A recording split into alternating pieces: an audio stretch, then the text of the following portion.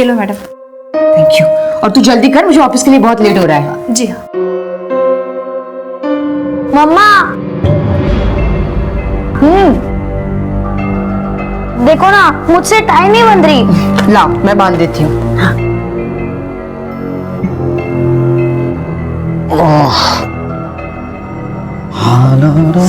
विक्रम, तेरे ये गंदे सॉक्स की स्मेल यहाँ तक आ रही है। और तुझे कितनी बार बोला है कि गीला टॉवल बेड पे मत रखा कर, पूरे घर को सड़ा के रखा है। दीदी बार बार सुनाया मत करो। ये घर संभालना ना औरतों का काम है, मेरा नहीं।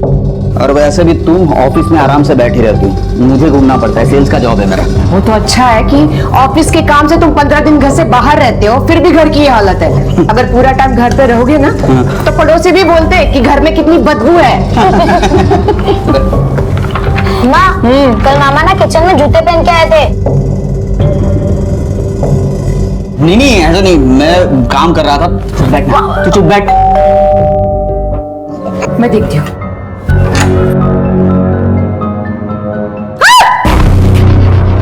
क्या हुआ मैडम?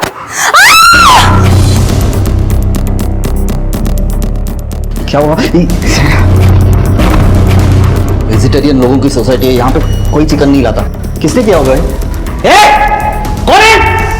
हाँ, कौन है? कौन है वहां पे? वॉचमैन ऊपर आओ।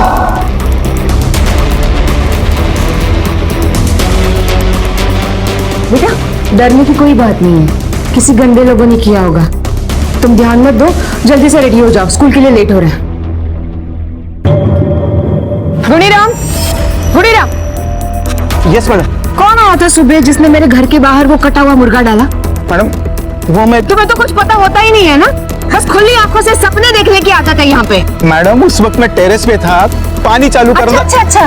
और उस दिन कहाँ पे थे? वो मेहता जी के साथ जो कुछ हुआ, सौरभ को चॉकलेट के बहाने से वो लोग सोसाइटी से ले गए। कहाँ पे थे तुम? मैडम उस वक्त मेरी तबीयत ठीक नहीं। एक से बढ़कर एक बहाना है ना तुम्हारे पास, काम करने की तो इच्छा ही नहीं है तुम्हें। नौकरी छोड़ क्यों नहीं देते तुम?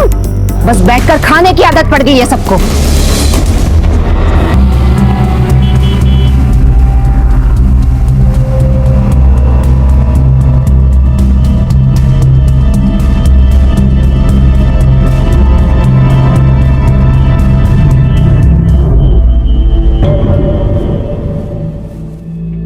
Good morning.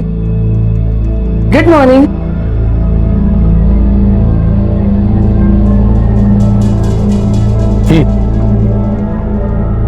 ये तुम्हारे लिए। ये क्या है? खोल के देखो। वाह, वेज।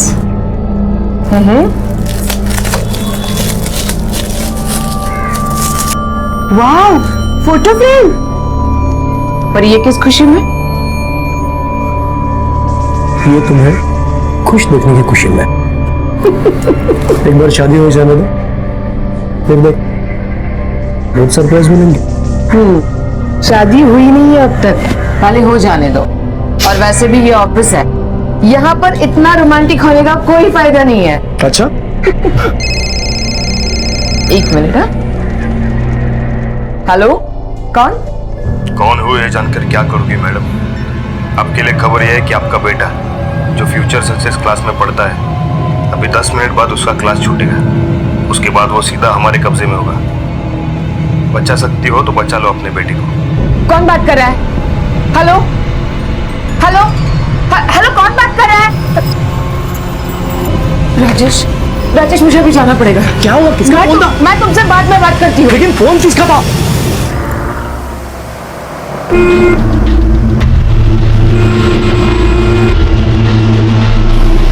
अरे चलो जल्दी।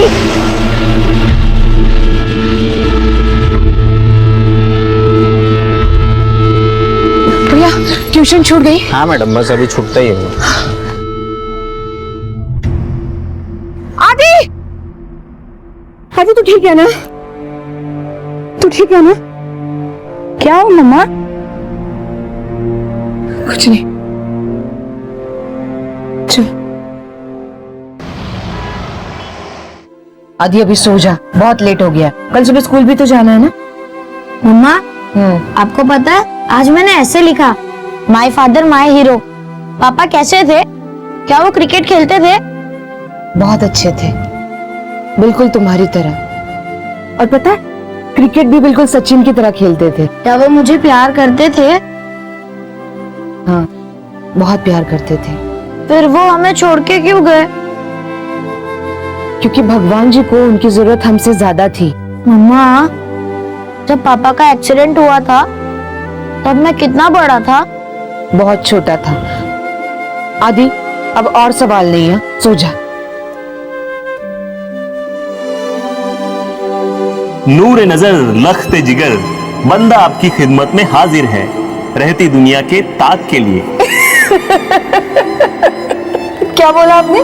मुझे तो कुछ समझ में नहीं आया। मुझे भी कहाँ समझ आया, बस रट लिया तुम्हें खुश करने के लिए। अच्छा सुनो ना माधुरी, हम कहीं दूर चलते हैं। अच्छा, कहाँ ले जाओगे मुझे? किसी वादियों में चलेंगे।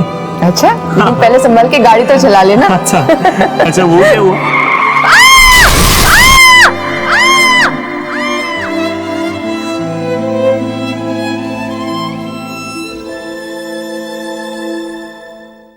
रेशमा, आदि स्कूल से आ जाए तो उसे सब्जी रोटी खिला देना, ठीक है? और कितनी भी जिद करे उसे आइसक्रीम बिल्कुल नहीं देना। ठीक, मैं ऑफिस के लिए निकल रही हूँ। हाँ।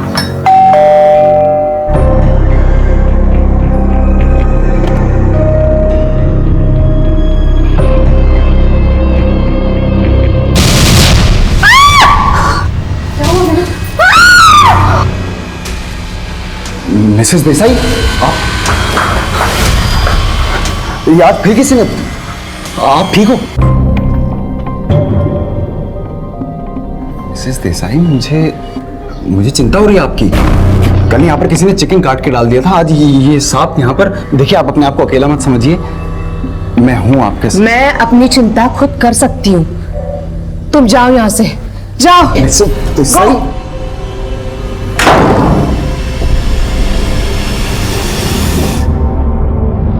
हेलो, माधुरी देसाई, इनकम टैक्स ऑफिसर, जिसके पति को गुजरे जमाना हो गया था और वो सारी जिम्मेदारियां अकेले उठा रही थी। नौकरी, घर, बच्चा सब अकेले कर रही थी। उसके अकेलेपन का फायदा उठाने के अलावा कोई था जो उसे डराने की कोशिश भी कर रहा था। कौन था ये और ऐसा क्यों कर रहा था? माधुरी एक मजबूत इरादों वाली पढ़ी लिखी औरत थी। क्यों वो अपने साथ हो रही इन घटनाओं की पुलिस कंप्लेंट नहीं कर रही थी? क्यों वो सब कुछ चुपचाप सहन कर रही थी? क्या ये उसकी कोई मजबूरी थी या फिर वो भी एक आम इंसान की तरह पुलिस के पास जाने से कतरा रही थी? वजह जो भी हो, वो एक अन्याय को, एक अपराध को शह दे रही थी। अपराध करने वाला जितना बड़ा अपराधी होता है, उसे सहन करने वाला भी उतना ही बड़ा दोषी होता है, क्योंकि वो अपराध को बर्दाश्त करके उसे बढ़ावा दे रहा होता है, जो आज नहीं तो कल एक भयंकर परिणाम के साथ आपके सामने आता है। और यही गलती माधुरी ने भी की थी, जिसका खामियाजा उसे भुगतना पड़ा। आदित्य बाबा, तुम रो मत, चुप हो जाओ, आ जाएगी मम्मी। कहाँ है मम्मी? अभी तक क्यों नहीं आई? हो सकता है ऑफिस के काम की वजह से लेट हो गई हो। हाँ, तुम रो मत, चुप हो जाओ, शायद रास्ते में ही हो मम्मी।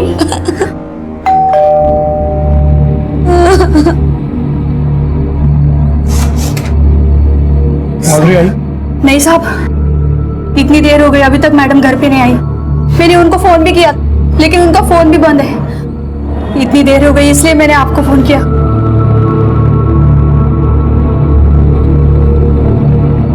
आपके द्वारा डायल किया गया नंबर या अभी स्विच ऑफ है। माधुरी का फोन स्विच ऑफ है। विक्रम कहाँ है? वो तो दोपहर में ही अपने दोस्तों के साथ बाहर चले गए थे। मैंने उनको भी फोन किया था, लेकिन उनका भी फोन नहीं लगा।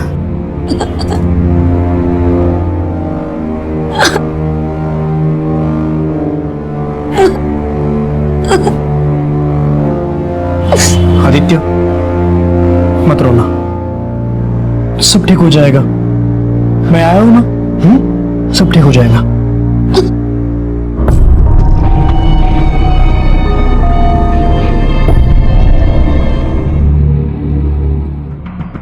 कब से फोन बंद है इनका? कल शाम से। और कल शाम को तुम्हारा भी फोन बंद था।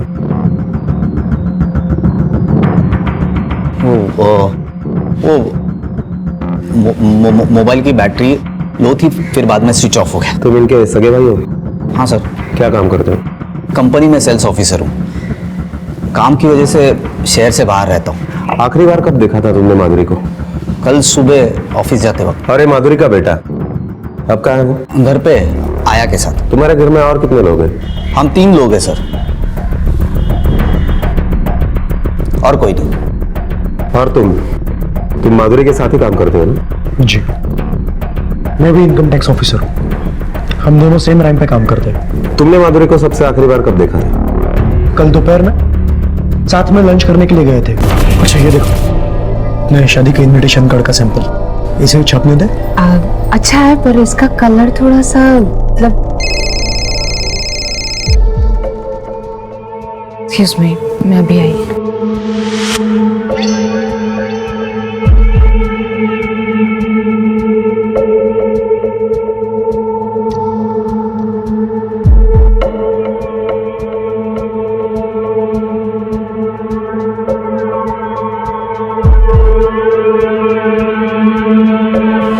सॉरी राजेश, मुझे अभी जाना पड़ेगा।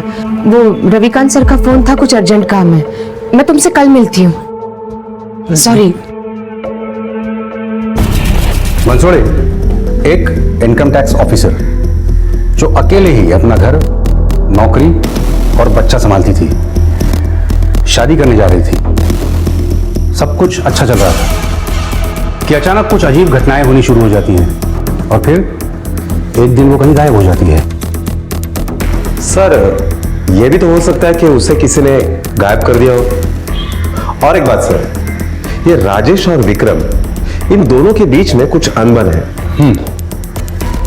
नजर रखो दोनों पे, और माधुरी के कॉल रिकॉर्ड्स मंगवा लो।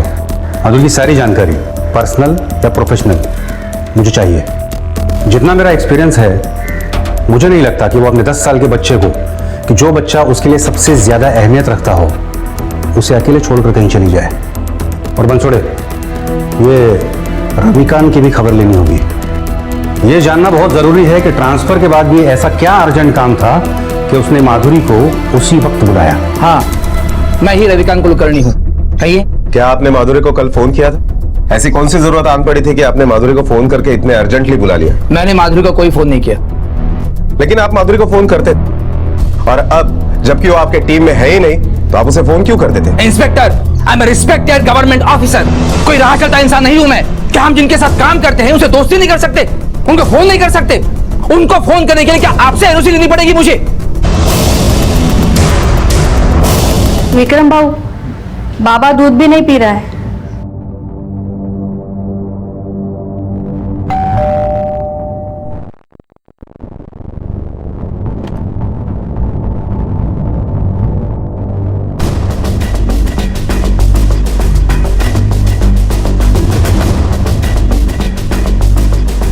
तुम कौन हो?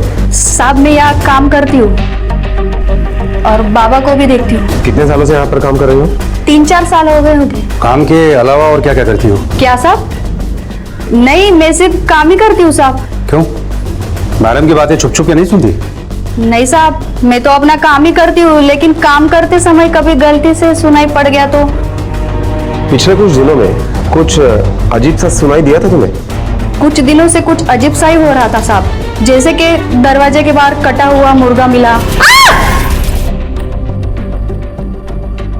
तो तुम्हारी मैडम ने कंप्लेंट नहीं की? मेरे को क्या मालूम साहब, बड़े लोग क्या सोचते क्या करते।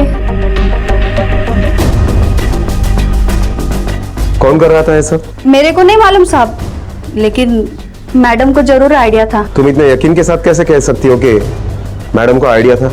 यकीन से नहीं कह सकती साहब, लेकिन उस दिन सांप मिला ना, उसके बाद। तुम ये अपनी बकवास हरकतें ना बंद कर दो अब। मैं सब कुछ जानती हूँ, और एक बात कान खोल के समझ लो, मैं डरने वालों में से नहीं हूँ। और हम दोनों के बीच जो कुछ भी था ना, सब कुछ खत्म हो चुका है। सब कुछ मतलब सब कुछ। आप जानते हैं माधुरी को किसी पे शक था? साहब, पूछा भी तो बताती नहीं थी। समझती कहाँ थी मुझे कुछ।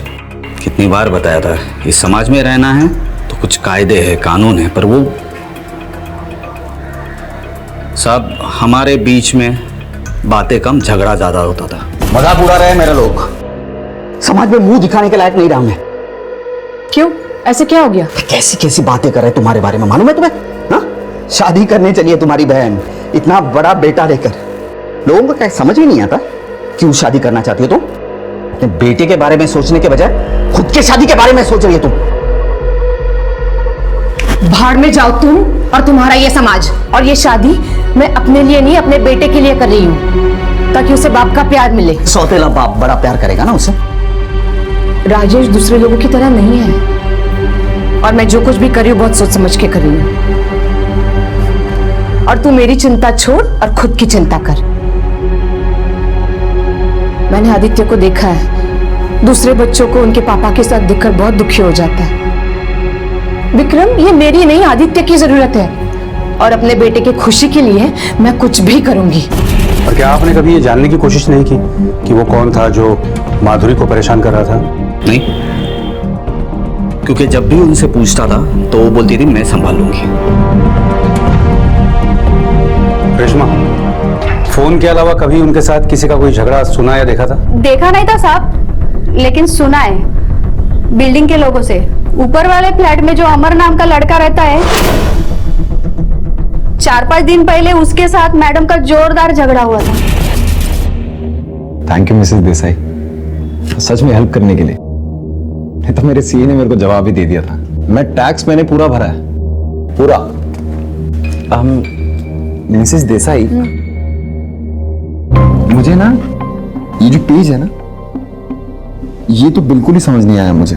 ये जो फिगर है ना, ये बिल्कुल ही समझ नहीं आई।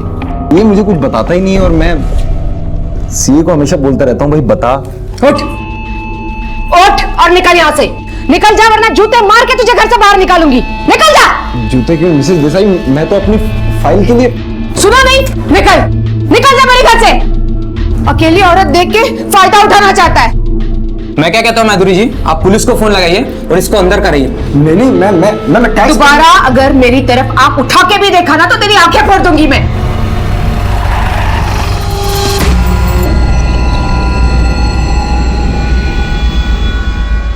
दोबारा नहीं पूछूंगा।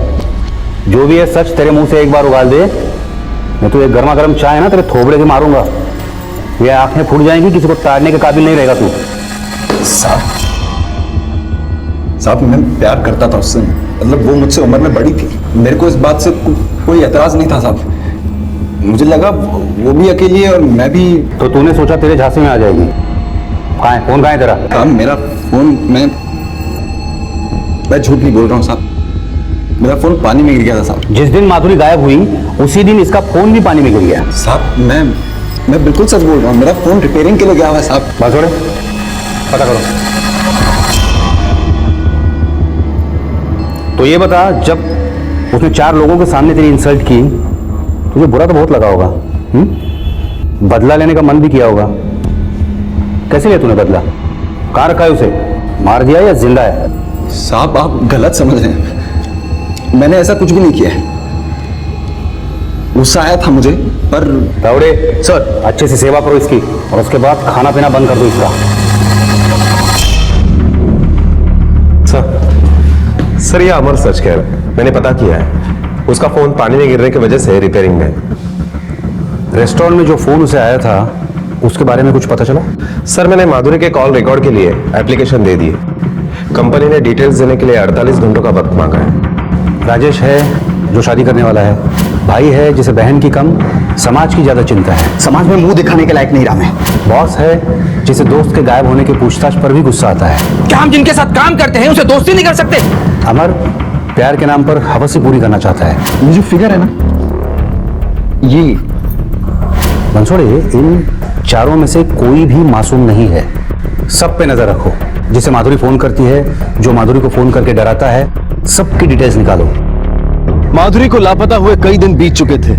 पुलिस के लिए केस एक पहेली बनता जा रहा था। शायद कुछ और परतें थी जिनका खुलना अभी बाकी था। पुलिस को कई लोगों पर शक था, क्योंकि माधुरी के पर्सनल और प्रोफेशनल रिश्ते आपस में उलझे हुए थे। लेकिन पुलिस ने हार नहीं मानी।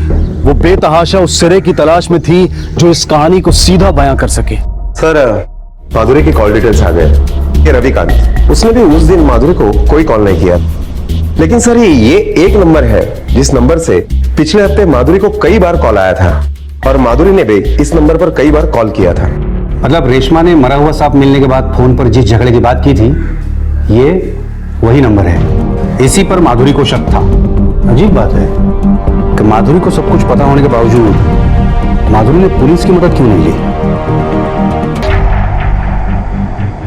तावड़े, हाथ यहाँ। सर। तावड़े, मुझे मार्क किए हुए नंबर्स के डिटेल्स चाहिए, A to Z। Okay sir. Panchode, Madhuri के इनकम टैक्स ऑफिस में जाके पूछताछ करो, वहां कुछ ना कुछ पक्का हाथ लगेगा।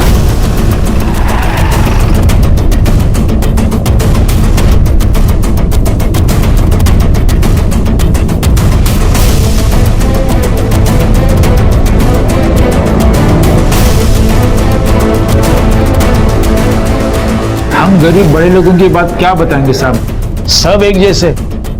ये लोग मुर्दी की जेब से भी पैसा खींच लेंगे। मतलब माधुरी भी रिश्वत लेती थी? अरे नहीं सर, माधुरी ने कभी रिश्वत नहीं ली, ये तो सारी बनाई हुई बात है। वैसे भी आपको तो पता होगा, इनकम टैक्स वाले बदनाम है इस चीज के लिए।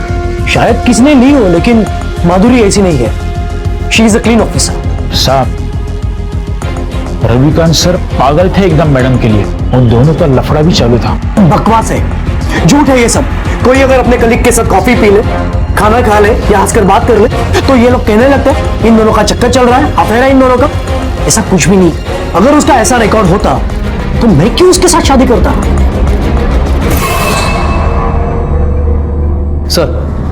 सर माधुरी देसाई को जिस नंबर से फोन आता था उसी का दूसरा नंबर है, उसी के नाम पर रजिस्टर है। देखिए,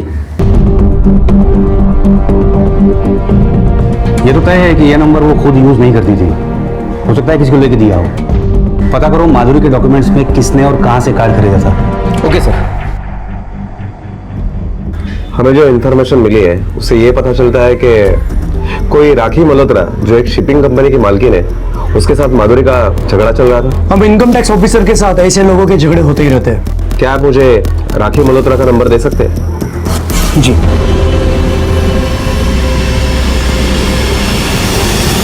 एक जिम्मेदार इनकम टैक्स ऑफिसर लापता है और आपको उससे ज्यादा इस बात का अफसोस है कि आपको पुलिस स्टेशन में आना पड़ा। जिम्मेदार माय फुट।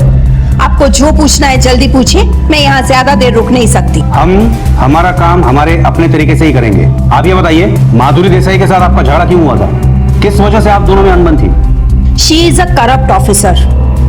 वो कोई जिम्मेदार ईमानदार नहीं है। क्या हुआ था आपके बीच? मेरी उसके साथ पहली बार तब मुलाकात हुई थी जब मेरे घर इनकम टैक्स डिपार्टमेंट का नोटिस आया था। मेरे सारे ड्यूज क्लियर है, फिर मेरे समझ में नहीं आ रहा कि मुझे ये नोटिस किस बात की आई है। रिलैक्स मिसेस मल्होत्रा, मैं एक बार चेक कर लेती हूँ आपकी फाइल। सॉरी।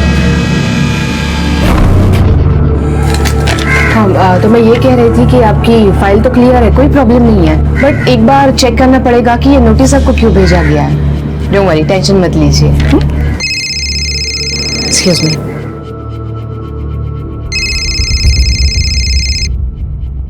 Yes sir. तुमने उसको ये क्यों कहा कि कॉम्प्लिकेशंस नहीं है? देखो, तुम्हारा ईमानदारी का भूत जल्द से जल्द उतार दो। वो यहाँ से पैसे दिए बगैर जाने नहीं चाहिए। Yes sir. क्या हुआ? मिसेस मल्होत्रा, आपके ऑफिस पे और घर पर रेड पड़ने की नोटिस है ये। क्या? लेकिन आप चाहे तो ये रेड आप रुकवा सकती है। अच्छा, और क्या कीमत लगेगी रेड रुकवाने की? बाहर एक नारायण टी स्टॉल है, आप जाकर कॉफी पीजिए, सब कुछ ठीक हो जाएगा। आइए मैडम, आपको माधुरी मैडम ने भेजा है ना? हाँ। ये लो आपकी कॉपी और ये आपका बिल। 5 लाख रुपए लेने के बाद भी उसने मेरे घर पर रेड की। मेरा इसी बात से उससे झगड़ा हुआ था। काफी बढ़िया है। कितना हुआ? आपसे क्या लेना साहब पैसा? अरे नहीं, हम लोगों ने कॉफी पी है। बोलो कितना दूं? 5 लाख?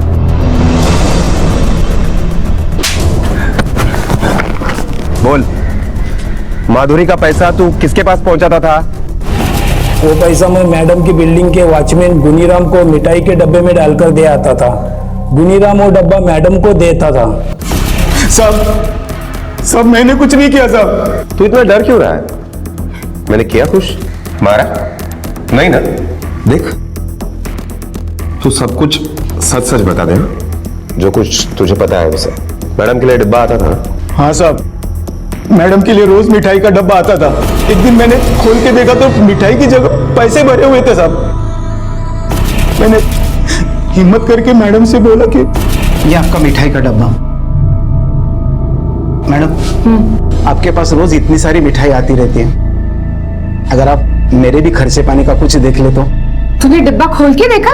इतनी हिम्मत कहां से आ गई तुझमें? अपना काम तो ठीक से होता नहीं है तुझसे, और इधर उधर नजरें मारता फिरता है। चल जा, काम कर अपना, और जितना बोला जाए ना उतना ही किया कर। वॉचमैन है ना तू? तब तो तूने देखा ही होगा कि मैडम के पास कौन कौन लोग आते थे। कोई बड़े साहब भी आते थे? हाँ साहब, राजेश साहब मैडम से मिलने रोज आते थे। अच्छा, राजेश साहब के अलावा क्या ये साहब भी वहां पर आते थे? हाँ साहब, कुछ दिन पहले ये साहब भी आए थे, उसके बाद राजेश साहब आ गए, और ये साहब की गाड़ी देखकर मैडम के ऊपर बहुत गुस्सा हो गए साहब। अरे उस रविकांत की गाड़ी तुम्हारे बिल्डिंग के नीचे क्या कर रही है? Shame on you। ये उम्मीद नहीं थी तुमसे। सर, मुझे ये पता था कि रविकांत माधुरी के पीछे है, लेकिन ये नहीं पता था कि उन दोनों में अभी तक कुछ चल रहा है। इस वजह से मेरा और माधुरी का झगड़ा भी हुआ।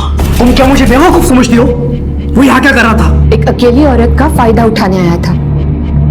उसने हमेशा से ही खुद को मेरे ऊपर थोपा है, कभी नौकरी छीन लेने की धमकी देकर तो कभी प्यार जताकर। पर मैं उससे प्यार नहीं करती राजेश। वो मेरे जरिए रिश्वत लेता था और पैसे रखने की सेफ जगह की तरह मुझे इस्तेमाल करता था। पर मैंने अब उसको बता दिया है कि मैं तुमसे शादी कर रही हूँ, क्योंकि आदित्य को पापा की जरूरत है। अब मैं उससे कोई वास्ता नहीं रखना चाहती। Trust me Rajesh. रविकांत माधुरी का फायदा उठा रहा था, अपने पोस्ट का डर दिखाकर अपने इशारों पर नचा रहा था माधुरी को। मिस्टर राजेश, आपको ये थोड़ा अजीब नहीं लग रहा है कि आपको दोनों के बारे में पता था और फिर भी आप माधुरी से शादी करना चाहते थे? मुझे माधुरी में नहीं, उसके पैसों में इंटरेस्ट था। रविकांत सर जब हमारे ब्रांच में थे तब उनका आशीर्वाद था माधुरी। उन दोनों बहुत पैसे कमाए माधुरी ने। इसका मतलब आपके पास माधुरी को गायब करने या उसे मारने का मोटिव था? कोई फायदा ही नहीं था उसको गायब करके या मार के। ब्लैक मनी कहा है ये सिर्फ माधुरी जानती है, और माधुरी इतनी भी कमजोर नहीं है कि कोई उसे पूछे और वो बता दे। जब पैसा मिलेगा ही नहीं तो ये सब करके फायदा क्या है? एक अकेली औरत अपने आत्मसम्मान के साथ जीने की जितनी कोशिश करती है, उससे दुगनी कोशिश इस सभ्य समाज में इंसान के रूप में छिपे भेड़िए उसे तार तार करने की करते हैं। माधुरी के आसपास भी ऐसे भेड़ियों की भरमार। रविकांत जो अपने ओहदे का फायदा उठाकर उसका इस्तेमाल करना चाहता था, दूसरा राजेश जो शादी के नाम पर उसके पैसे को अपना बनाना चाहता था, तीसरा अमर जिसकी आंखों में प्यार के नाम पर सिर्फ हवस दिखाई देती थी, और चौथा उसका भाई विक्रम जो भाई ना होकर कोई सामाजिक ठेकेदार बन बैठा था। एक और आदमी था जिससे माधुरी फोन पर बात किया करती थी। वो कौन है, उसका किस्सा क्या है, उसकी पहचान क्या है, कोई नहीं जानता था। शायद पुलिस से कोई बात अछूती रह गई थी जिसका फायदा उस आदमी को मिल रहा था। माधुरी के लापता होने की गुत्थी सुलझ ही नहीं रही थी। पुलिस को राजेश पर शक था, लेकिन माधुरी के लापता होने के समय राजेश ऑफिस में ही था, और ये बात साबित कर रही थी ऑफिस की सीसीटीवी फुटेज। इस हताशा के दौर में पुलिस के हाथ एक उम्मीद लगी। मोबाइल कंपनी से माधुरी का अपडेटेड स्टेटमेंट आ गया था, जिसकी कहानी कुछ और ही थी। माधुरी 20 नवंबर को गायब हो गई थी, और उसके जिस फोन को हम 20 तारीख के बाद ऑफ मान रहे थे वो दरअसल 21 को ऑन हुआ था। अब क्योंकि माधुरी की बिलिंग साइकिल डेट 20 तारीख की है, इसलिए ये रिकॉर्ड हमें पहले नहीं मिल पाया। लेकिन इस नए स्टेटमेंट में यह साफ दिखाई दे रहा है कि माधुरी के मोबाइल से 21 तारीख को सुबह दुबई के लैंडलाइन पर कॉल किया गया था। उस वक्त माधुरी के फोन का लोकेशन माहिम था, और ये नंबर दुबई में किसी करीम काजी के नाम से रजिस्टर्ड है। वो दुबई में रहता है। अच्छी खबर यह है सर कि वो करीम काजी किसी काम की वजह से इंडिया आया है, और वो भी माहिम में ही रह रहा है। और दूसरी खबर यह है सर कि विक्रम के फोन रिकॉर्ड से यह पता चलता है कि माधुरी का फोन जब स्विच ऑफ हुआ था तो उसका भी मोबाइल लोकेशन वही था, माहिम।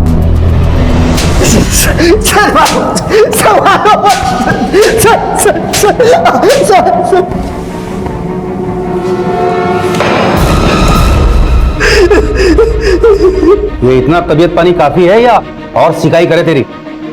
सर बता रहा हूँ, मैं बता रहा हूँ। जिस दिन माधुरी माहिम में थी तू भी वहां था, क्या कर रहा था तू माहिम में? सर उसका चक्कर चल रहा था एक मुसलमान लड़के के साथ।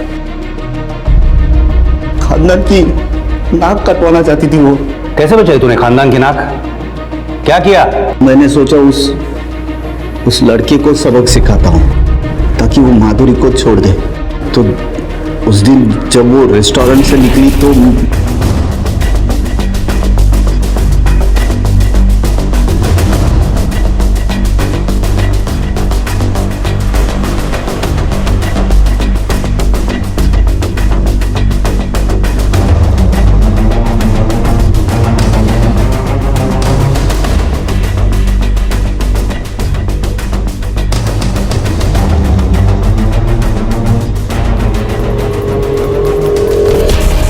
जब तूने कुछ किया ही नहीं तो तूने ये बात पुलिस से क्यों छुपाई? क्या ये तेरी कहानी तू हमें अभी अभी ताजा पका के सुना रहा है? नहीं सर, नहीं सर, मैं नहीं चाहता था कि मेरी बहन जो किसी मुसलमान के साथ अपना मुंह काला कर रही है किसी को पता चले।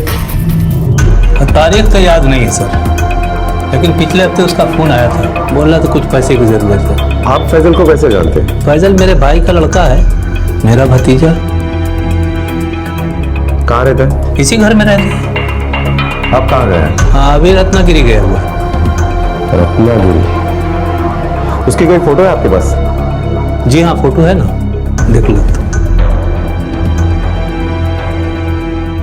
ये देखिए।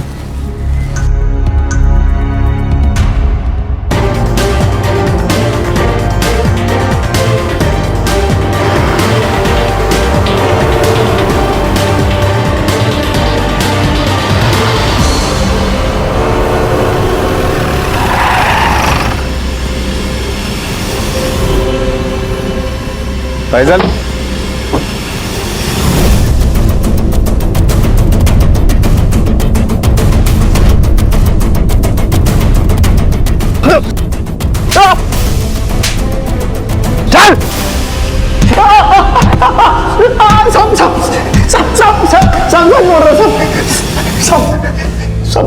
सच बोल रहा साहब, मैंने कुछ नहीं किया साहब। चल चल, अब जल्दी जल्दी सारा सच उगल दे। साहब मैं सच बोल रहा हूँ साहब, मैं माधुरी को नहीं जानता साहब, मैंने कुछ नहीं किया साहब। तेरे फोन का सारा रिकॉर्ड है हमारे पास। आदित्य के किडनैपिंग की धमकी तूने ही दी थी ना? मैंने। आपके लिए खबर यह है कि आपका बेटा जो फ्यूचर सक्सेस क्लास में पढ़ता है, अभी 10 मिनट बाद उसका क्लास छूटेगा। उसके बाद वो सीधा हमारे कब्जे में होगा। किडनैपिंग? नहीं साहब, क्या बोल रहे हैं आप? 20 तारीख को माधुरी माहिम में थी, तू वहीं रहता है ना? हाँ साहब, लेकिन करीम काजी, जिसे तूने दुबई 21 को सुबह माधुरी के फोन से फोन किया था, क्या उसे भी नहीं जानता? बंसोड़े, इसकी इतनी धुलाई करो कि इसके शरीर में एक भी हड्डी साबुत न बचे।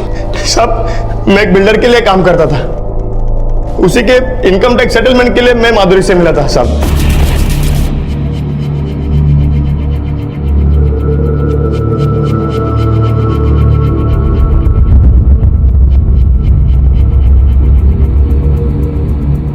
माधुरी थोड़ी अड़ियल थी। कुछ दिन मिलने जुलने के बाद हम दोस्त बन गए, फिर और नजदीकियां बढ़ी और कुछ वक्त के बाद हम दोनों एक दूसरे के बहुत करीब आ गए। माधुरी मुझसे शादी करना चाहती थी और मैं भी, पर अम्मी और अब्बू ने मुझे कसम दी और खाला की बेटी के साथ शादी करवा दी। जैसे मैंने शादी की, माधुरी ने मेरे साथ रिश्ता तोड़ दिया। मैं आज भी उसके साथ रहना चाहता था, लेकिन उसने साफ मना कर दिया। जब मुझसे रहा नहीं गया तो मैं उसको मिलने चला गया। फैजल, फैजल तुम यहाँ पे क्या कर रहे हो? देखो मुझे तुमसे कोई वास्ता नहीं रखना है, तुम चले जाओ यहाँ से। माधुरी मेरी बात तो सुन, मैं बहुत प्यार करता हूँ, तुझसे नहीं रह सकता तुम्हारी बिन। फैजल मुझे तुमसे कोई रिश्ता नहीं रखना है, तुम जाओ यहाँ से। देखो सीधी तरह से मान जाओ, नहीं तो मेरे पास और भी रास्ते हैं। मेरे ही घर में आके मुझे धमकी दे रहा है? हाँ? औकात क्या है तेरी? एक इनकम टैक्स ऑफिसर और बिल्डर के बीच का दलाल, यही औकात है तेरी। और अपने औकात के हिसाब से रह और निकल यहां से। निकल, निकल जा मेरे घर से। उसने मेरी इज्जत उतार दी। गुस्से से मेरा दिमाग पागल हो रहा था। मैं बदला लेना चाहता था साहब। एक दिन मुझे पता चला कि वो राजेश के साथ शादी कर रही है। ये सुनकर मेरा दिमाग और घूम गया। फिर उसी दिन मैंने उसको फोन किया। मैं राजेश के साथ शादी करूं या किसी और से, इसका तुमसे कोई वास्ता नहीं है। लोनावला के होटल में हमने एक वीडियो बनाया था। एक कपड़ा नहीं था तेरे बदन पे। सोच, अगर वो वीडियो लोगों ने देखा तो राजेश तो छोड़, दूसरा कोई भी तुझे घास नहीं डालेगा। मैंने उसे माहिम बुलाई। वो घर नहीं आई, पर आते ही उसने वीडियो मांगना शुरू किया। मैंने वो टालने के लिए उसे कहा कि वो वीडियो मेरे गांव के मोबाइल में है। तभी वो गांव जाकर वो वीडियो डिलीट करना चाहती थी, ताकि ये किस्सा यही खत्म हो जाए। फिर हम गांव जाने के लिए निकल गए। मैंने भी यही सोचा कि ये किस्सा आज के आज ही खत्म हो जाए। अब क्या हुआ? लगता है बाइक में कुछ प्रॉब्लम हो गया, उतरना पड़ेगा।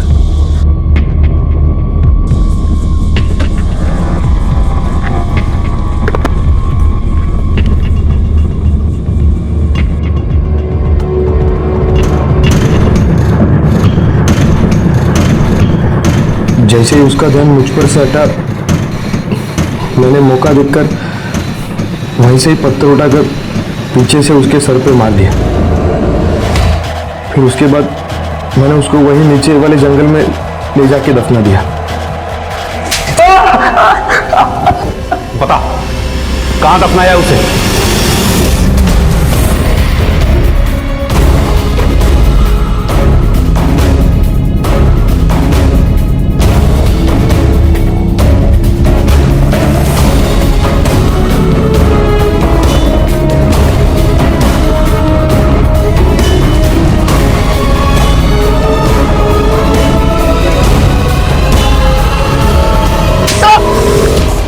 हमारे सभ्य समाज के सभ्य दिखने वाले मर्द एक अकेली औरत को देखकर अपना सिक्का जमाने की कोशिश में लग जाते हैं। जब कुछ हाथ ना लगे तो बदनाम करने पर उतर आते हैं। माधुरी जिंदा नहीं है और शायद किसी को भी इस बात का कोई अफसोस नहीं है। राजेश अपने लिए पैसा कमाने का कोई नया अवसर ढूंढ लेगा। रविकांत को भी कोई फर्क नहीं पड़ा, क्योंकि राजेश की वजह से वो पहले ही उसके चंगुल से बाहर निकल चुकी थी। फैजल को अपने किए की सजा मिली। अमर का माधुरी के लिए सच्चा प्यार भी हवा हो चुका था। विक्रम को अपनी बहन की मौत का दुख कुछ दिन जरूर रहा, पर वो आज फिर अपनी दुनिया और सेल्स की नौकरी में बिजी हो गया। दुख ने अगर किसी के अंदर खाई बनाई थी तो वो था नन्हा आदित्य, जिसके अंदर एक सूनापन बस गया था, जो आज भी स्कूल जाते वक्त टाई ना बंधने पर मां की तस्वीर के सामने शायद ये सोचकर खड़ा होता था कि माधुरी उसकी टाई बांधने कहीं से आ जाए। फैजल के साथ माधुरी का रिश्ता माधुरी और आदित्य की जिंदगी का ग्रहण बन गया, जो शायद कभी खत्म नहीं होगा। साईं इतना दीजिए जामे कुटुंब समाए, मैं भी भूखा ना रहूं साधु भी भूखा ना जाए। ये आदर्श अब सिर्फ जुमले बनकर रह गए हैं। लालच और अवसरवाद ने इंसान को अंधा बना दिया है। बिना सोचे समझे वो कोई भी जुआ खेलने को तैयार है, और इसी जुए ने माधुरी की जान ली और फैजल को खूनी बना दिया। अच्छी जिंदगी चाहना कोई गलत बात नहीं है, लेकिन गलत तरीके अपनाकर अच्छी जिंदगी पाने की कोशिश जरूर गलत है। आज जरूरत है इंसान को अपने आप को टटोलने की, ताकि ऐसे हादसे टाले जा सके। विक्रम ने भी माधुरी के साथ रक्षाबंधन को सिर्फ एक त्योहार की तरह मनाया। अगर वो उसकी भावनाओं, जरूरतों और मजबूरियों को समझने की कोशिश करता, उस पर शक करने की बजाय उसकी रक्षा करने की कोशिश करता, तो शायद यह हादसा टाला जा सकता था। कहते हैं कि जैसी नीयत वैसी बरकत। बुराई का अंजाम कभी भला नहीं हो सकता। बुराई की शुरुआत जरूर भले का वहम दे सकती है, लेकिन बबूल के पेड़ पर कभी फूल नहीं खिल सकते। माधुरी की कहानी भी कुछ ऐसी थी। उसने अपने रास्ते में खुद कांटे बोए। उसने अपनी नौकरी का फायदा उठाकर रिश्वत ली और उस काली कमाई से उस उज्जवल भविष्य के सपने देखने लगी जो मृग छाया के अलावा और कुछ नहीं निकला, जिसने उसके बेटे को भी अनाथ बना दिया। इसी विचार के साथ मैं अनूप सोनी आपसे विदा लेता हूं। फिर मुलाकात होगी अगले एपिसोड में एक और चौंका देने वाले केस के साथ। तब तक अपना और अपने परिवार का ख्याल रखें और देखते रहें क्राइम पेट्रोल डायल 100। सबक एक को सीख हम सबको। जय हिंद।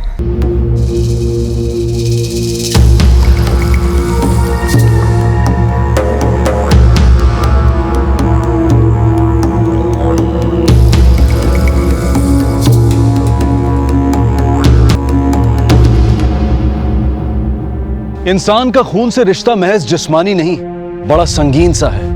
कभी कभी तो लोग कतरे कतरे के लिए तरस जाते हैं और कभी पानी की तरह बह जाता है। भागलपुर साल 2015। शहर की सतह पर तो सब कुछ नॉर्मल सा था, लेकिन शहर के जिस्म में कहीं एक बीमारी महामारी का रूप ले रही थी। खून पानी की तरह बहने को था और ताक पर थी कई मासूम जिंदगियां।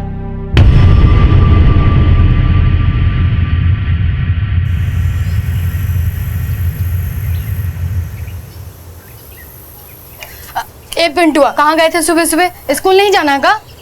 कहीं नहीं जाएंगे, आते हम। अच्छा सुन, हम भी निकलते हैं। मिसराइन के घर पोता हुआ है, हमको जल्दी बुलाई हैं आज। ये 10 रुपया रख और नाश्ता कर लेना। स्कूल से आके इधर उधर डोलना नहीं, सीधे पढ़ने के लिए बैठ जाना। हम थोड़ी ना डोलते। एक बात मन में खोस लो बेटा, तुमको पढ़ लिख के बड़ा आदमी बनना है। पेट काट काट के तुम्हें कैसे पढ़ा रहे हैं ये हम ही जानते हैं। अच्छा अब हम जाते हैं, तुम स्कूल चले जाना।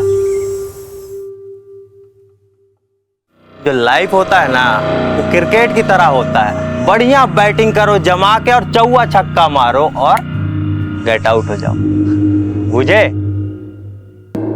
लो ऑफ स्पेल, अंदर जाते ही इंसान क्लीन बोल्ड। क्या देख रहे हो? तगड़ा है एकदम, रख लो। लाओ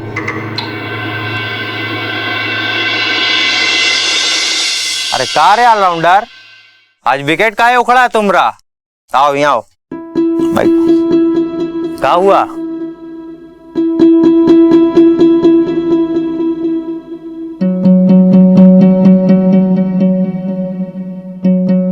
बकाया है अभी, पिछला भी बकाया है।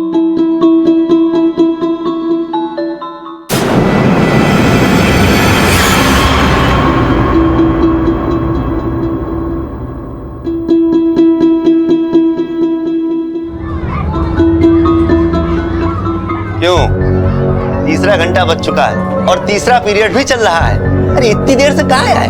घर ही पे रह जाते ना। अबे तू चौकीदार है कि थानेदार है बे?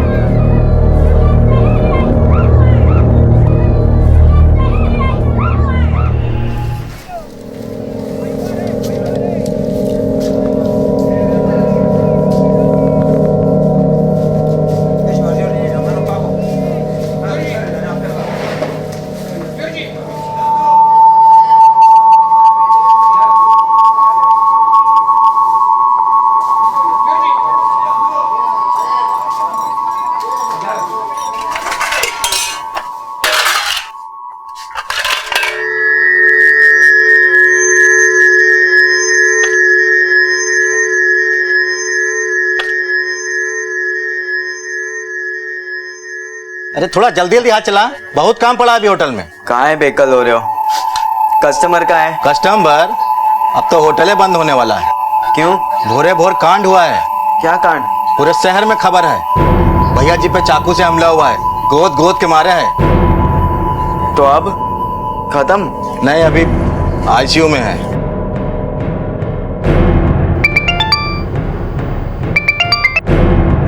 हेलो, का भैया जी डेथ कर गए?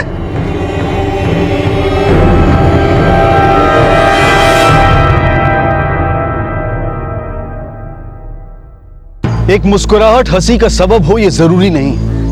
कहीं कोई खून से सना एक छुरा धो रहा था, कहीं किसी की मौत की खबर मिली थी, तो फिर मुस्कुराहट आने की वजह क्या थी? एक बेहद गरीब परिवार का बच्चा, मेहनत मशक्कत करती एक माँ, ड्रग्स की लत और होटल में दोपहर की नौकरी।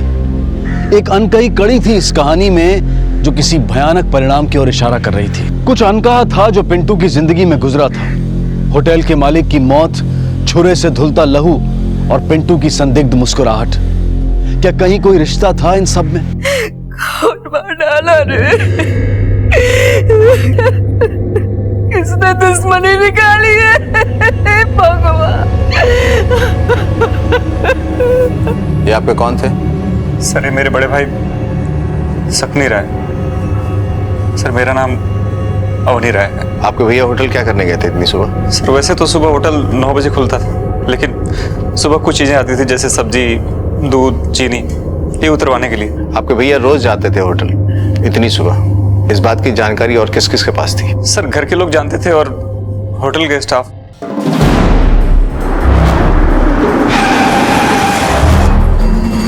साहब सुबह कहाँ थे आप? सब 8 बजे हमारा ड्यूटी लगता है और जब ये कांड हुआ हम अपने घर पे थे साहब। घर कहाँ है? कचहरी चौक में। अटैक होते हुए किसी ने देखा था क्या? कौन था, कैसा दिखता था? साहब हम तो अपने घर पर थे सर, पर सर सब्जी वाला जब सब्जी लेकर बाहर आया तो भैया जी को किसी ने चाकू से गोद दिया सर। और तू? हम तो इधर ही रहते हैं, आदमपुर बस्ती। सुबह कहाँ था? School sir, Vidya Niketan. Morning 6 to 1 school, फिर 2 बजे इधर पार्ट टाइम।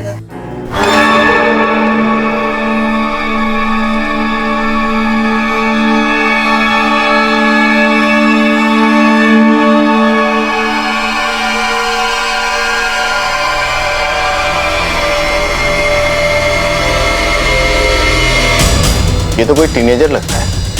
हाँ सर। इसके हाथ पे फोकस करो, कुछ पहना है लगता है।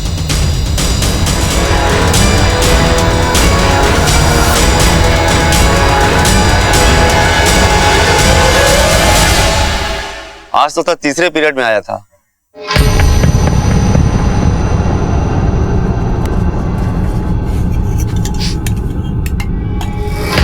क्या हुआ, सर्दी हो गया है? हाँ।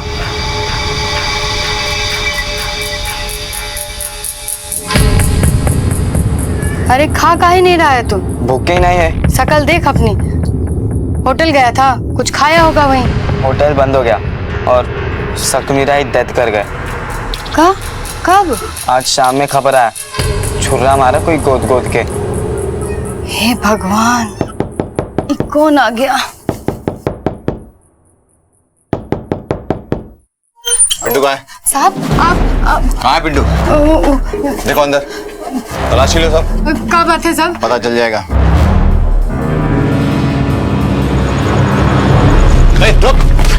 रुक, चल चल चल। साहब पिंटू। सब पिंटू हमरा बेटा है साहब। का हुआ साहब?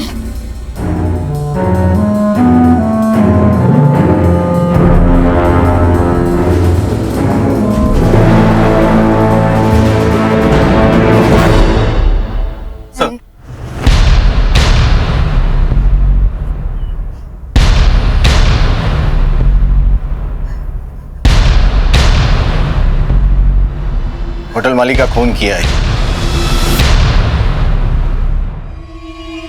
लेके चलो इसको। साहब ये खून नहीं कर सकता साहब। पिंटू खून नहीं कर सकता साहब। पिंटू नहीं कर सकता साहब खून। चल बैठ। साहब चल। साहब हमारा बेटा पिंटू नहीं कर सकता खून साहब। सर ये बाल विकास अधिकारी हैं, अब हम पूछताछ कर सकते हैं। बैठिए। सर वो हमारे साथ बहुत बदसलूकी करता था। कैसी बदसलूकी?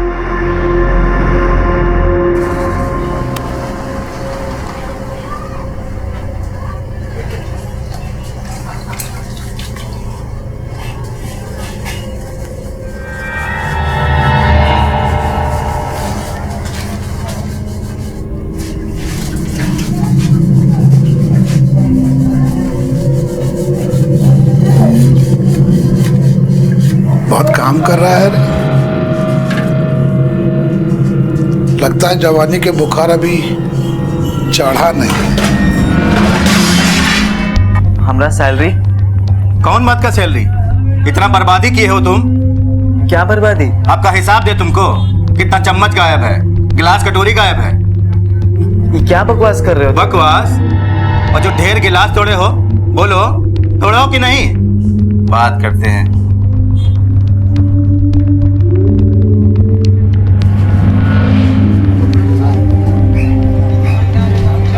खाना खाए हो? नहीं भैया जी। जाओ खाओ। जी भैया जी।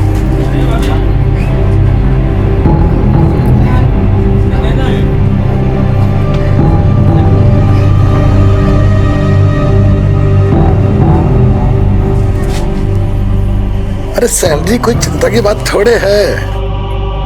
थोड़ा टाइम बिताओ हमारे साथ, थोड़ा मौज मजा करो, है?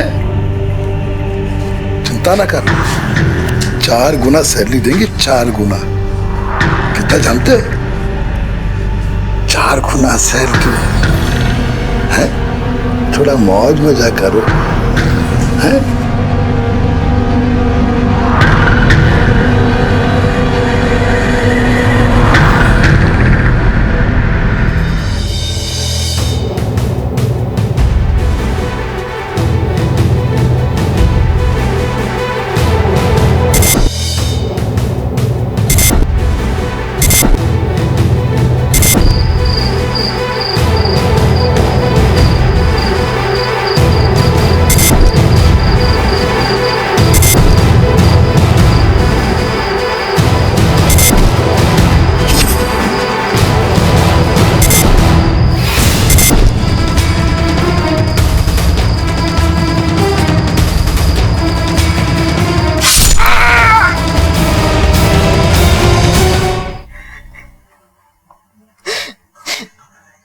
तुम कोई नशा वशा करते हो क्या?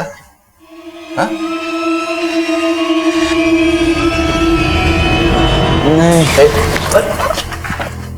नहीं। डॉक्टर को बुलाओ।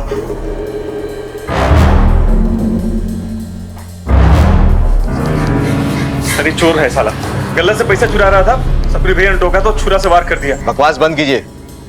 आपके सकनी भैया के दूध के धुले हुए नहीं थे। क्या बात कर रहे हैं सर? होटल किसके नाम है? भैया के नाम से सर।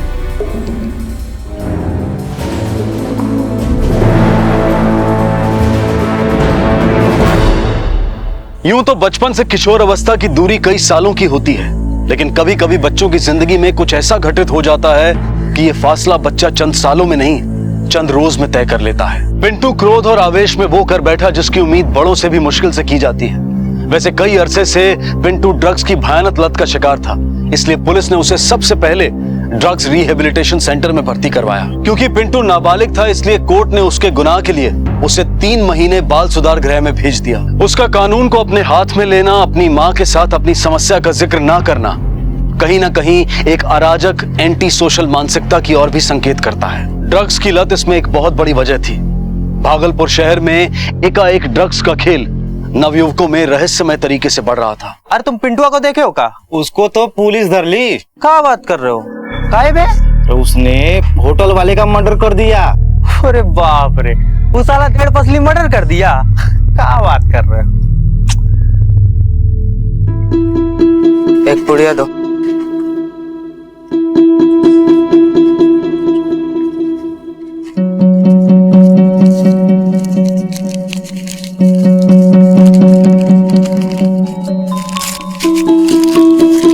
ये ले तू रख और आधा हम रखते हैं।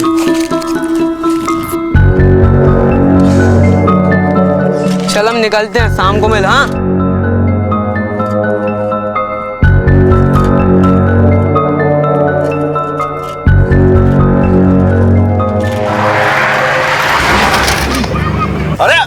अरे कहाँ बाजी?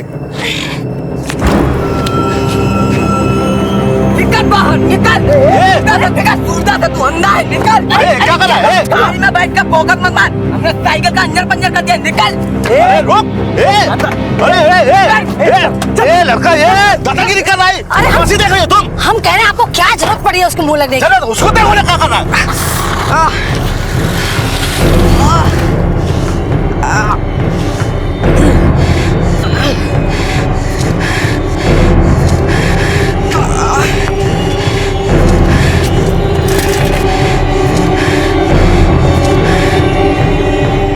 जल्दी पहुंचो, कांड हो गया है टंकी वाला गली में। मिलो फिर बताते हैं आके। अरे काहे मारे उसको? वो बच्चा था। बच्चा था? वो तुमको बच्चा नजर आ रहा था? अरे गेट खोल के कॉलर पकड़ के खींच के मारने वाला था वो। अरे कितने तेज मारे हैं उसको, है? और ये भी कितनी तेज मारा है। तुम चुप करो, बैठो।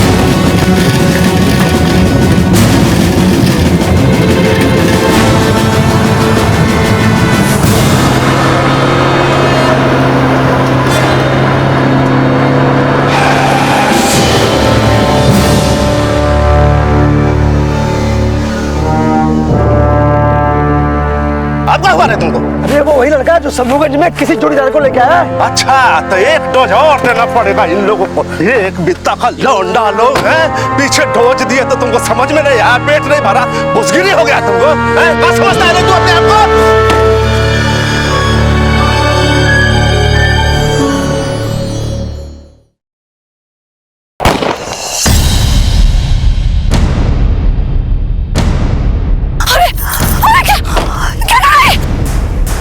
ए ड्राइवर साहब, 1 से 2 नहीं, 21 ऐसे। क्यों बाबू, बिजली उड़ गया? बहुत अकड़ रही, पेट पानी हो गया। देखो छोटा मोटा घटना होते रहता है बेटा, अब तुम्हारा सारा भरपाई कर देंगे और ऊपर से भी पैसा दे देंगे बेटा। टीवी पर ब्रेकिंग न्यूज नहीं देखते हो का? मर्डर भी रोज होता है ऐसे।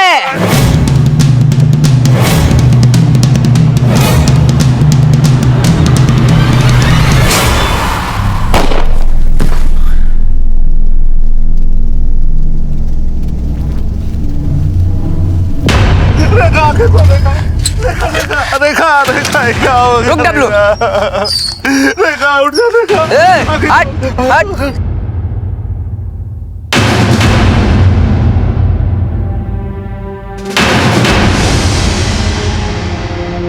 दुनिया में आधी से ज्यादा समस्याओं की वजह है संयम की कमी, गुस्सा, क्रोध, एंगर। आए दिन गुस्से के भयानक परिणाम हमें रोजमर्रा की जिंदगी में देखने को मिलते हैं। भागलपुर की एक सड़क पर भागती गाड़ी का साइकिल से टकरा जाना एक मामूली घटना थी, लेकिन गुस्से का पारा चढ़ा और एक मामूली घटना भयानक दुर्घटना में तब्दील हो गई। गुस्सा सिर्फ एक तरफ से नहीं था, दोनों तरफ से था। किसी ने संयम नहीं दिखाया। एक बार फिर ड्रग्स की भूमिका देखने को मिली। एक बार फिर ड्रग्स के खतरनाक नशे में जकड़े बच्चे हत्या की हद पार कर गए। क्या हो रहा था इस शहर में? क्या हो गया था यहाँ के बच्चों को कि किसी की जान लेना समस्या का समाधान बन गया था? खून बहाना उनके लिए आसान हो गया था। इंडिया वर्सेस ऑस्ट्रेलिया मैच देखे थे ना? है पॉन्टिंगवा को जो बॉल फेंका था भज्जी, तो उड़ गया उसका धज्जी।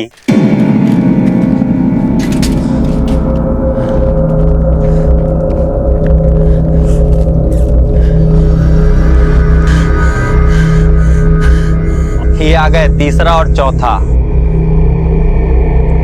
अरे अभी आ गए हैं? कंट्रोल करो, सब देख रहे हैं। क्या बात है बच्चा लोग, बड़ा इमोशनल सीन चल रहा है तुम लोगों का। ऑल आउट पर नो लॉस हो गया का? बढ़िया।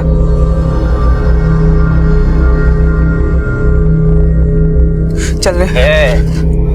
फोकट का नहीं ना है ये सब, कल पैसा देना होगा, बुझे? चलो जाओ यार। इमोशनल होने से नहीं ना चलता है। लास्ट वर्ल्ड कप में राहुल द्रविड़ इमोशनल हुआ था, नतीजा अगली बॉल पे छक्का। ड्राइवर भी नहीं बचा, गोली लंग्स को पंक्चर करके निकल गई। Excessive bleeding.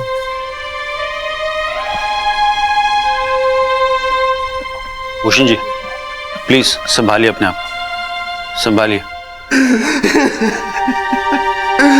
कहाँ संभाले और कहाँ नहीं संभाले। सर, हम अपना वाइफ के साथ गाड़ी में जा रहे थे, एकदम से एक बच्चा साइकिल से हमारा गाड़ी से टकरा गया और गाली गलौज करने लगा, मार पीट पर उतारू हो गया। हमारा ड्राइवर सिकंदर को गाड़ी से खींचकर मारने लगा। फिर हम लोग उसको मारने के लिए दौड़े। अब हमको क्या पता था साहब के बाद भी वो लड़का अपना एगो दोस्त को लेके आएगा, साथ में कट्टे भी रखेगा। वो लड़का लोग का उम्र में ज्यादा नहीं था साहब, 14-15 साल का उम्र रहा हो। अब खाना पर तो स्कूल का बैग भी था। और स्कूल यूनिफॉर्म? नहीं साहब, स्कूल यूनिफॉर्म नहीं था। कुछ देखा किस तरफ भागा वो? वो लोग निर्जन हाट की तरफ भागा था और उसमें से तो एगो लौट के भी आया था। लौटा किस लिए था? हम अपने वाइफ को जियाने का कोशिश कर रहे थे। उतने एगो लड़का आया, हमारा वाइफ का गला में से चेन पकड़ से तो सब खींच। ड्रग्स विवेक और बुद्धि दोनों का नाश कर देता है। छोटी सी उम्र में इतना गुस्सा कि किसी की हत्या कर दे। ये आम तौर पर देखने को नहीं मिलता। अलावा इसके मरती हुई औरत के गले से बेरहमी से नेकलेस उतारकर फरार हो जाना इस बात का प्रमाण था कि इन बच्चों का बचपन कहीं खो गया है और उसकी जगह ले ली है आपराधिक सोच ने। क्यों थे ये बच्चे ऐसे? क्या बैकग्राउंड था इनका? किस परवरिश, किसकी सोबत का नतीजा था ये? गौर करने वाली बात है कि ये बच्चे ड्रग्स की जबरदस्त लत के शिकार थे। अब पुलिस इनकी तलाश में थी और इनके माँ बाप इस हादसे से अनजान।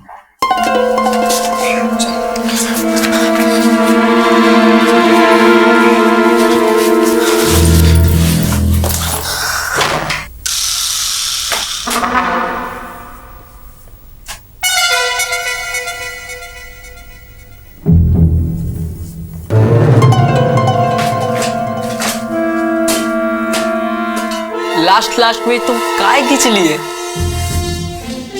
फ्यूचर का सोच के चलते हम पहले से। और लक्ष्मण कंटा में इमोशनल काय हो गए थे? छोड़ ना, थोड़ा टेंशन ही आ गए थे। टेंशन ही नहीं, नर्वस आ गए थे तुम। हाँ तो गोली हमसे ऐसे ही चल गई।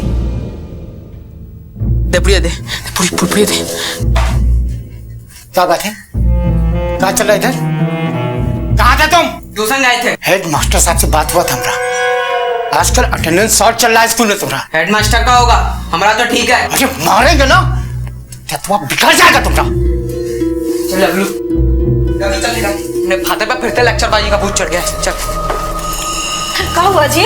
पूछा तुमसे? एग्जामिनेशन नहीं है, जो हर बात का आंसर देंगे आपको। कहे रे, हमेशा अपने पापा से ऐसे काहे बात करता है? हाँ? मारेंगे ना, दिमाग से ये जाएगा। क्या छिपाए थे वहाँ पे? सब देखे हैं। कुछ नहीं है। क्या छिपाया है? पापा, अरे क्या कर रहे हैं ये? पापा, पापा, पापा, अरे दीजिए मैं। दीजिए। अरे क्या हो रहा है? दीजिए मैं। अरे तुम्हारे ये तो वार्निंग तुमको हुआ? वार्निंग देने वाले आप कौन होते हैं? ये थाना कचहरी नहीं है, घर है। दीजिए मैं। पुलिस में फोन हम ही लगाएंगे। दीजिए मैं। ये बताओ, ये जहर देता तुमको? दीजिए पहले हमें। अरे क्या कर रहे हैं बाबा? ये कहाँ पुलिस को फोन कर रहे हैं? दीजिए मैं। तू क्या कर रहा है? अरे देखिए, आपको हमरा कसम है, पुलिस को फोन मत कीजिएगा। देखिए हमरा कसम, आपको ये क्या कर रहे हो बेटा? बेटा काहे ऐसा? देखो बेटा, नशाखोरी अच्छा बात नहीं होता। काहे अपना जिंदगी बर्बाद कर रहा है बेटा? ऐसे देखो, हम तो आगे हाथ जोड़ते हैं। दीजिए हमको। काहे करता है तू? मर जाएगा तुम्हें। मरने दीजिए हमको, क्रियाकर्म कर दीजिएगा हमारा, और वो भी ना हो सके तो हमारी लाश को गंगा में फेंक दीजिएगा। चुप बोल रहा है रे, कहाँ मिलेगा रे तुम्हें? ऐसा क्या कर रहा है रे? अरे कहाँ जा रहा है रे? कहाँ? छोड़िए। अरे कहाँ जा रहा है? छोड़िए। पापा हमारा सब छीन लिए। बोले थे ना डब्लू, हम तुमको ये बात काम आएंगे। सुबह मिलो 9 बजे, ठीक है?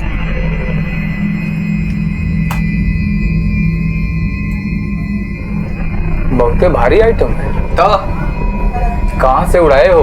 तुम्हारी मदर से। चोरी का सामान नहीं लेते हम। अरे जो कर रहा है, ये हमारी मदर का है। अब वो गुजर गई, अब ट्यूशन स्कूल का फीस जमा करना है, पैसा नहीं ना है हमारे पास। ठीक है, ये 50,000 का होगा। 26,000 तोला चल रहा है। 1 लाख से ज्यादा। 50,000 ही से। ठीक है, देखो इतना पैसा तो हमारे पास नहीं है। 2 घंटे का समय दो, हम इंतजाम करके देते हैं। चल चल निकलते हैं। चल। बहुत कीमती है, पैसे मिलने चाहिए। तुम्हारी इसकी वजह से हम दुकान छोड़ के नहीं भाग जाएंगे। चल।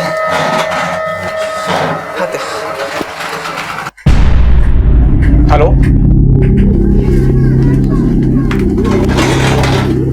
पैसा निकालो।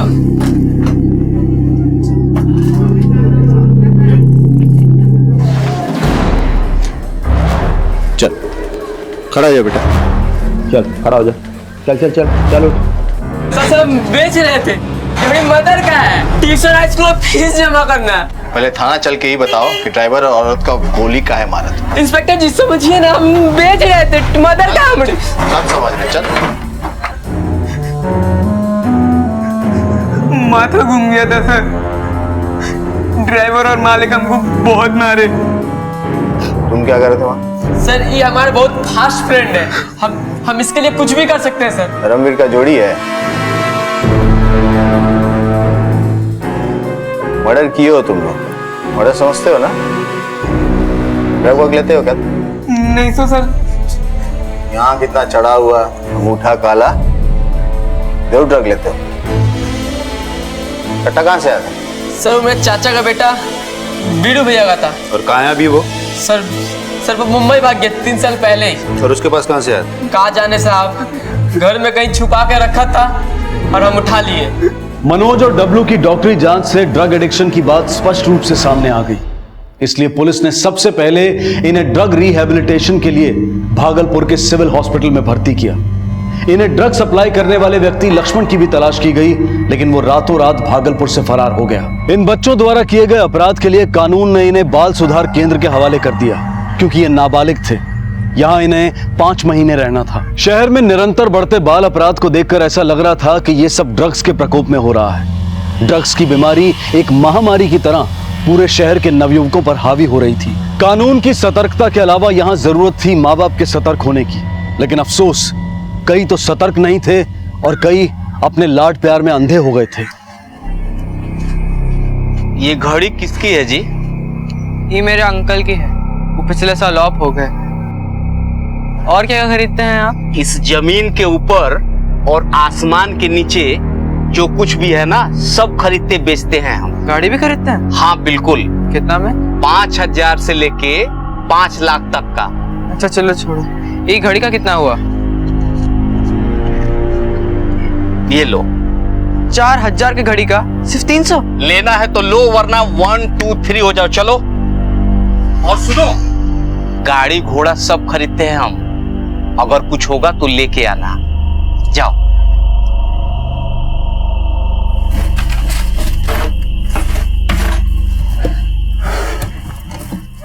अरे सुनते हो? अरे घर ही नहीं मिल रहा है। अरे यहीं रखे थे तो यहीं होगा, एक ही तो कमरा है। होटल मालिक दिवाली पे गिफ्ट दिए थे, अब बोले थे कि 4,000 का है, संभाल के पहनिएगा। अरे सुनो। हाँ? पिछले हफ्ते तुम्हारा चांदी का पायल खो गया था ना? अब बार बार उस पर शक करने की जरूरत नहीं है। अरे ठीक है, एक बार गलती हो गई तो क्या आप बार बार उसको मारेंगे, डांटेंगे?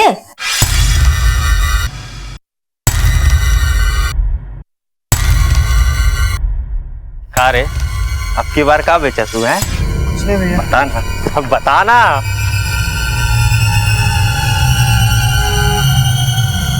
पूरे भैया।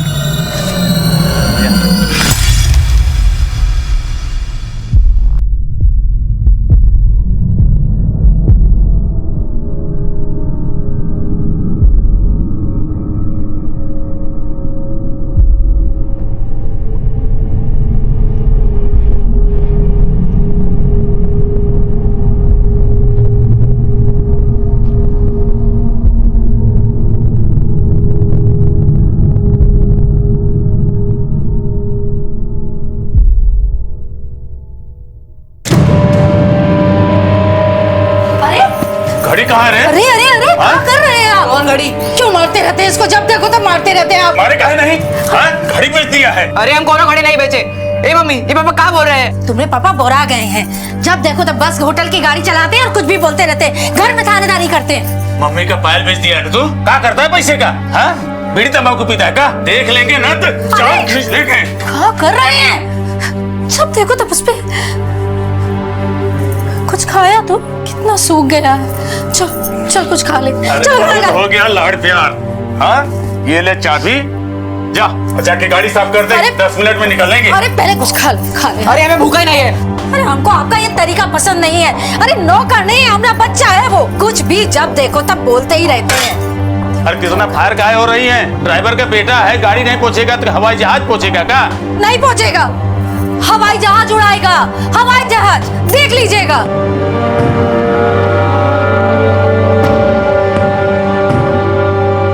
गाड़ी घोड़ा सब खरीदते हैं हम, 5,000 से लेके 5 लाख तक का, अगर कुछ होगा तो लेके आना।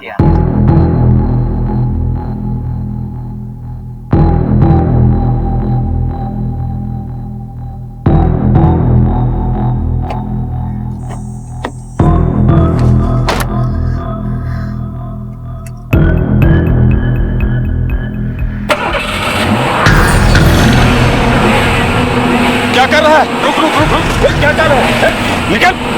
माथा खराब हो गया है का तेरा? क्या हो गया, क्या हो गया, क्या कर रहे हैं? अरे दिमाग खराब हो गया, गाड़ी चला रहा था। कहाँ गोली? अरे माँ हम वो बस देख रहे थे। होटल की गाड़ी है बाबू, डेंट पड़ जाएगा ना, कच्चा बनियान बिक जाएगा, कभी नहीं चुका पाएंगे। ले जा इलाज करा इसका। चल चल चल गए।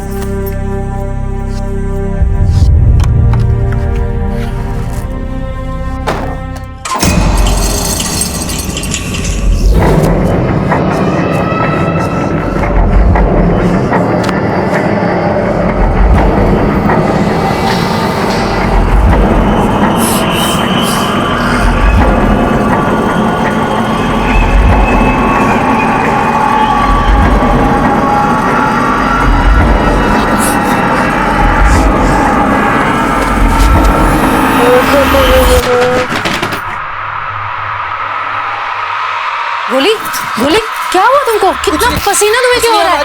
गोली कहाँ जा रहा है? कुछ नहीं हुआ माते। खाना खा ले गोली। हमको भूख नहीं लगी। गोली उधारी खाता दे दे के ना हम पगला गए हैं। अब समझ में नहीं आ रहा कि वसूली करे या माल बेचे। बोलो है? अब नहीं मिलेगा माल। चलो निकलो।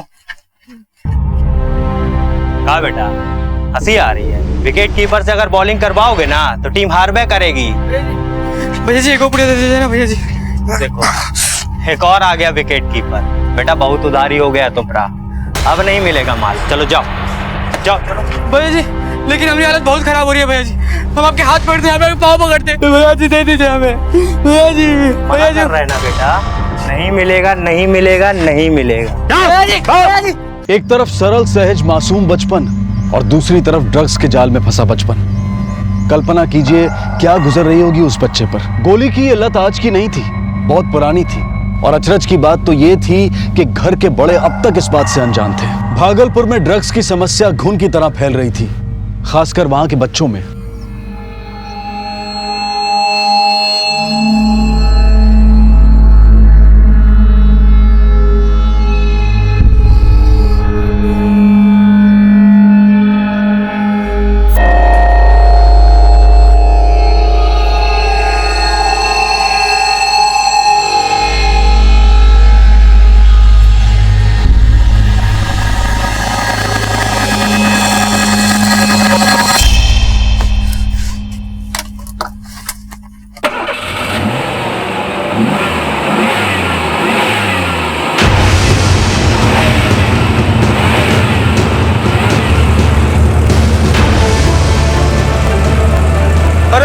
गोली बेटा, अरे रुक जा बेटा, अरे गोली कहाँ जा रहा है?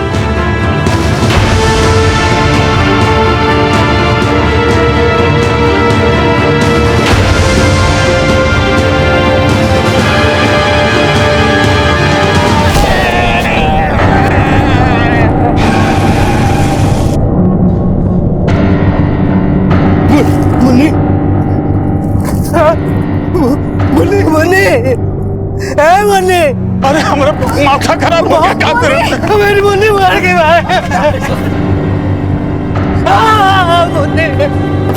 बाहर निकल निकल बाहर। मेरी बच्ची को मार दिया। अरे छोड़ दीजिए, मेरा बेटा है वो हमारा। मेरी मुन्नी का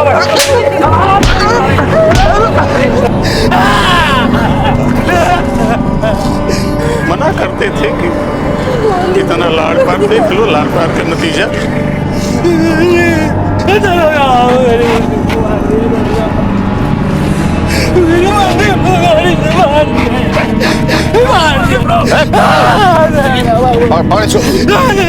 लेके चलो बैठा उसको गाड़ी में, लेके चलो इसको। साहब छोड़ दीजिए, साहब छोड़ दीजिए। साहब छोटा है, गलती हो गई। साहब मरने चाहिए। साहब माफ कर दीजिए, साहब छोड़ दीजिए साहब। गोली को ड्रग्स की लत थी, घर की चीजें बेचकर ड्रग्स खरीदने की बुरी आदत थी। माँ बाप इस बात से अवगत थे, लेकिन माँ का प्यार अंधा था। नतीजा एक नहीं दो जिंदगियां तबाह हो गईं। गोली नाबालिग था, इसलिए कानून उसे कोई कठोर सजा नहीं दे सकता था। 5 महीने सुधार केंद्र में जाना एक बच्चे को कितना सुधारता। 4 बच्चे, 3 वारदातें और 4 मौतें, सब ड्रग्स के शिकार। यह अंत था या शुरुआत? क्या हो रहा था इस शहर में? हत्याओं और दुर्घटनाओं का खूनी खेल अभी रुका नहीं था और ये सिलसिला भी रुकने वाला भी नहीं था। यूं देखा जाए तो भागलपुर में हो रही ड्रग्स की हर घटना अपने आप में अलग अलग थी, लेकिन इन्हें चलाने वाला एक ही आदमी था, लक्ष्मण। एक बात और सभी घटनाओं को जोड़ रही थी, अब तक सामने आए केसेस सिर्फ ड्रग्स के नहीं थे, बल्कि हर केस में ड्रग्स के साथ साथ हत्या, दुर्घटना और अपराध का मंजर भी सामने आया था। हर केस में मौत का एक भयानक चेहरा देखने को मिला था। 4 लोगों की और उनके परिवारों की जिंदगी तबाह हो गई। बहुत से अनसुलझे सवाल सामने खड़े दिखाई दे रहे थे। क्या यह पूरा मामला सिर्फ ड्रग्स का था या कुछ और भी था? क्या लक्ष्मण इन सब में अकेला था या कोई और भी था उसके साथ? ड्रग्स की राह पर चल पड़े इन बच्चों का रास्ता कहां जाता था? क्या ये रास्ते बहुत जल्द एक होने को थे?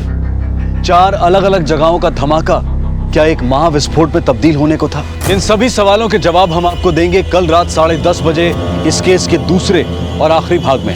अब मैं अनूप सोनी आपसे विदा लेता हूं, फिर मुलाकात होगी। तब तक अपना और अपने परिवार का ख्याल रखें और देखते रहें क्राइम पेट्रोल डायल 100। सबक एक को सीख हम सबको।